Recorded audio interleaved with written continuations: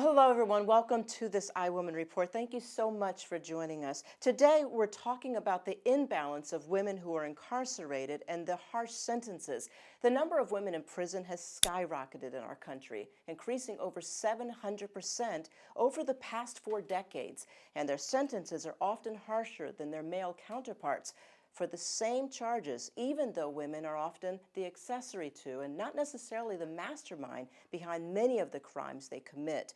And even after they've served their time, many women spend a lifetime trying to repay or pay off the fines for restitution that the court imposes. One group is demanding reform, but only one person, the president, has the power to grant it. We'll have an interview later in the show. But right now, a few updates on some of the stories that we've been following. Monkeypox, it's on the rise and quite concerning. If you've certainly seen the pictures of the rash this virus can cause if you happen to come in contact with it. The World Health Organization has declared it a global emergency with thousands of cases diagnosed around the world. The CDC declared it a public health emergency and is monitoring the spread in our country very closely. To stay up to date on the latest information about monkeypox, you can visit the CDC website on the screen at cdc.gov. And now to a double tragedy involving Emmy-award winning actress Anne Heche, who has been declared brain dead after that horrific accident where the car that she was driving ended up crashing into a home and catching on fire.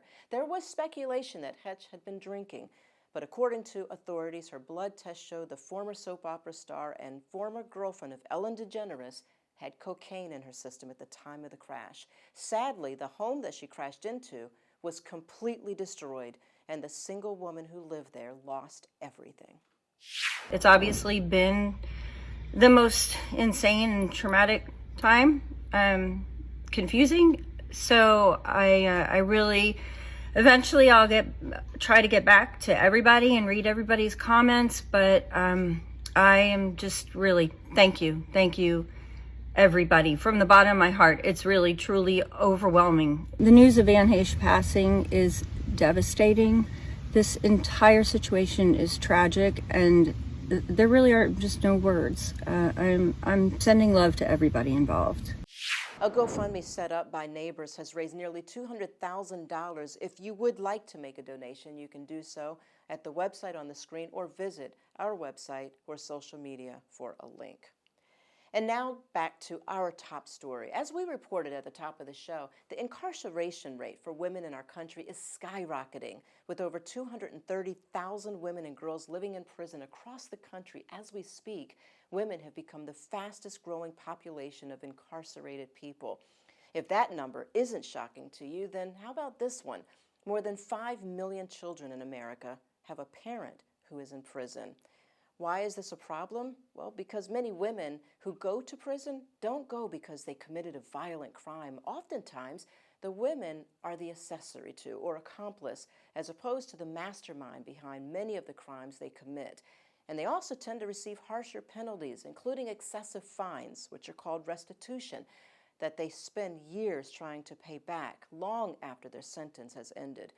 We featured a woman named Jamila T. Davis on an episode of our show Chick Chat, who after serving a 12-year sentence for a banking fraud scheme is now left with a $12 million restitution she may never be able to pay back. Let me ask you, this mortgage broker, was this a white person or a black person? A white male? He was a middle-aged white male, and him and his friends have been doing this for years. And did he go down also? Did he get 12 years? No, he certainly did not. He got 2-year sentence, and I got a 12.5-year sentence in federal prison. But he's the one, and you know, Jamila actually has a really remarkable story. She's written numerous books, many of them inspirational stories, and she recently received her doctorate degree. You can watch her full Chick Chat on iWoman.tv. Well, there is a movement to reform unjust restitution sentencing. Joining me right now is Topeka Sam, the founder of the Ladies of Hope Ministries, or the LOAM, which has started a Change.org petition seeking reformative justice regarding restitution. And joining me right now is Dr. Topeka K. Sam. Topeka is the founder of Ladies of Hope Ministry, or LOAM, and together with the Reform Alliance, she's launched a campaign, a remission reform campaign to help women who have these outrageous restitutions that seem almost impossible in many cases to be able to pay. Thank you so much, Topeka, for joining us on the iWoman Report. Thank you so much, Kathleen. I truly, truly am grateful. I think we should actually start by just kind of breaking this down. What is restitution and what is remission?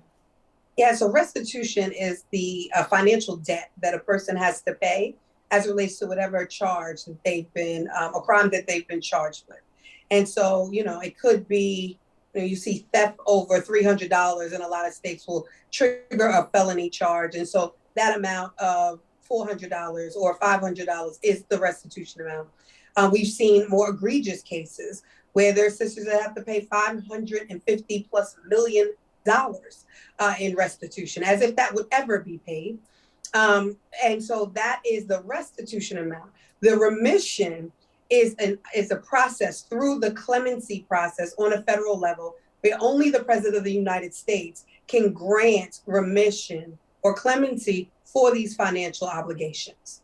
And I read earlier that the President of the United States has the ability, singularly, to actually reduce this or impose the remission law in order to reduce this restitution.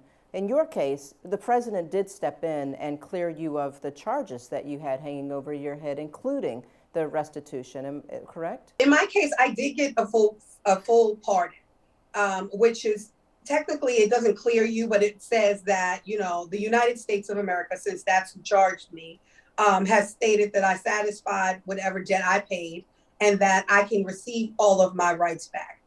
Often, though, even though you get a pardon, you do not have to also get remission if you have a financial debt to pay.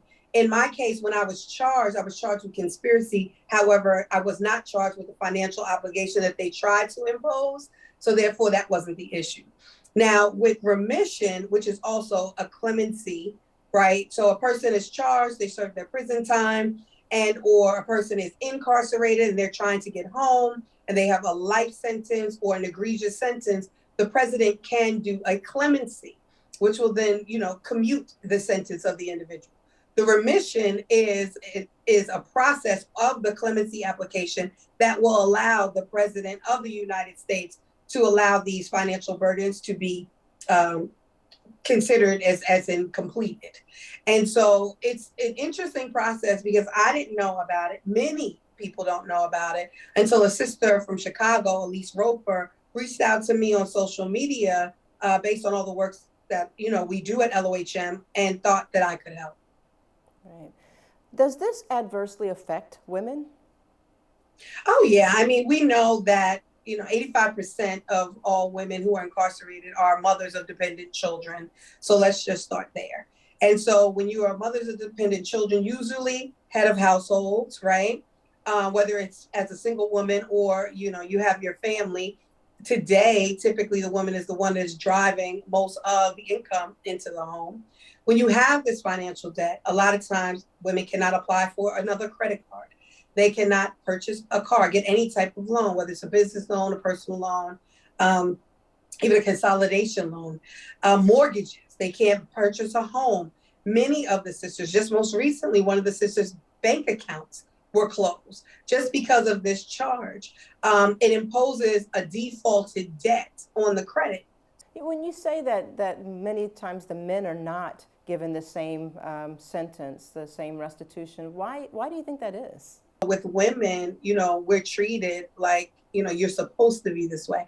I often talked about when I was incarcerated in federal prison, the programs that we had women as continuing education courses was knitting, crocheting, plastic canvas, and beading. But yet men had access to being able to get their CDL license and do these other programs that when they come out, they have an opportunity to really, have some income and rebuild their lives. Knitting and crocheting is not going to do it. Right. I think the way you break it down is perfect. The bottom line is if you give me a debt that I can never pay because I don't have the ability to get credit or to work or to get a car or anything, you've impacted me to the point, you've handicapped me to the point or paralyzed me to the point that I can never pay it back. So now it becomes a life sentence. And so I understand that. You have a change.org petition up right now. Tell me about that and how people can find it and what you're hoping to gain. Yeah, sure. The change.org petition, which you'll share also. It's also on our website, the LOHM.org, and on our social media at the LOHM. We're hoping to get public support because as these sisters are also applying for remission, which is a form of clemency and pardon process, as I mentioned, we want to gain that public support so people, and when we, that the president will see that the public is also behind this. Because the more support that we get and the more that we're able to bring awareness, the better opportunity and chance it is in order for us to make history and, give these sisters an opportunity to really get their life back and truly begin to move on. Okay. Topeka K. Sam, thank you so much for joining us on the iWoman Report, and keep in touch with us if we can help in any way with spreading the word and supporting you and the loan. Please reach out. Thank you. We love you. We appreciate you. And we definitely will be sharing more sisters with you so you can share their experiences on iWoman TV. So thank you so much. You can sign that petition by visiting change.org. That link is on our screen, or by visiting Ladies of Hope Ministries at thelohm.org. And that brings me to my final thought of the day. Excessive restitution has created a life sentence for many people, and especially women returning from prison, leaving them shackled to the system well after they are finished serving their time. They're unable to purchase homes, cars, and insurance, which also affects their ability to obtain bank accounts and credit cards or jobs.